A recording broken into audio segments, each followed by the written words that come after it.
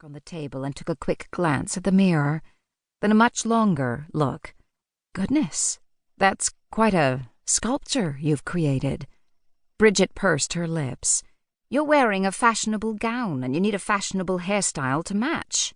She gave me a firm nod that told me I'd better not argue. It's just so tall. The extra height will give you courage. That clinched it. Thank you, Bridget. It's perfect. I glanced at the clock on the dressing table. It's too early for me to go down, but you should go to your dinner. I'll just stay up here and gather some more belongings. With a curtsy, she left. I let my gaze travel over the room. What should I take with me when I move out? And what would my in-laws insist belonged to the manor? Considering I'd been dreaming of this move for almost a year, I'd done little actual planning. In the back of my mind, I feared living on my own might be just beyond my financial reach, and I'd have to give up the idea as a foolish dream.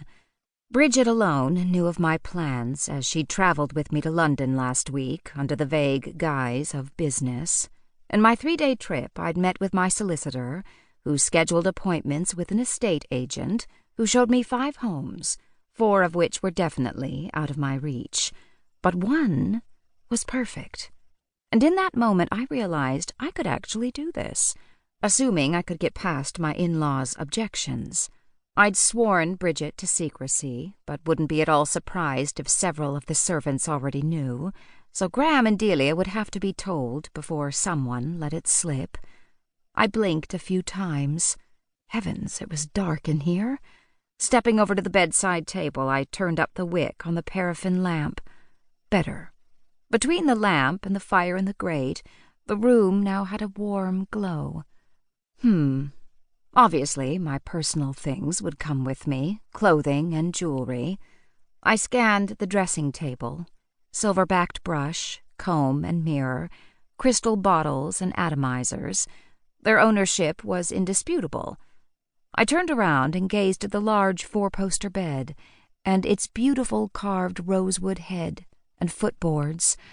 I'd miss it, but trying to lay claim to this bed, which I'd paid for, would cause far more trouble than it was worth. I ran my hand across the smooth silk coverlet. That was coming with me. The sound of voices interrupted my inventory. Someone was speaking in my brother-in-law's study, located directly below my room, and the volume was increasing.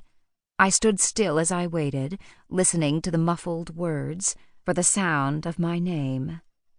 There it was. Of course they were talking about me. They were always talking about me.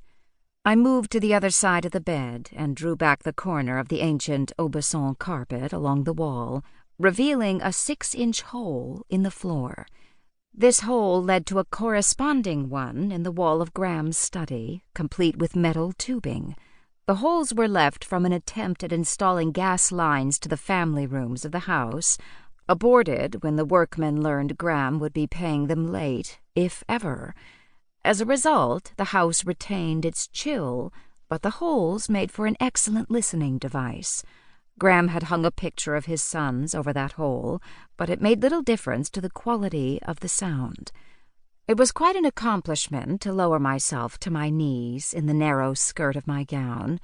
Yes, I know a lady has no business eavesdropping on the conversations of others, but I looked on this as a method of self-defense. Over the last year, Graham and Delia, my brother-in-law and his wife, had hatched an endless number of schemes, which always involved the use of my funds. So when they spoke about me, I listened. Forewarned is forearmed. I leaned closer to the hole, wrinkling my nose against the musty air in the tube. The balconies on the north wall are crumbling, Graham. That was Delia's voice. We can't have guests here until they're replaced. Graham muttered something about mourning, and I pictured Delia rolling her eyes. Honestly, Graham, do you never consult the calendar?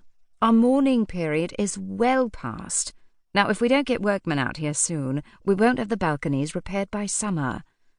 A chair squeaked, and I assumed Graham had finally put down whatever he'd been working on to attend to his wife. My dear, we cannot afford repair.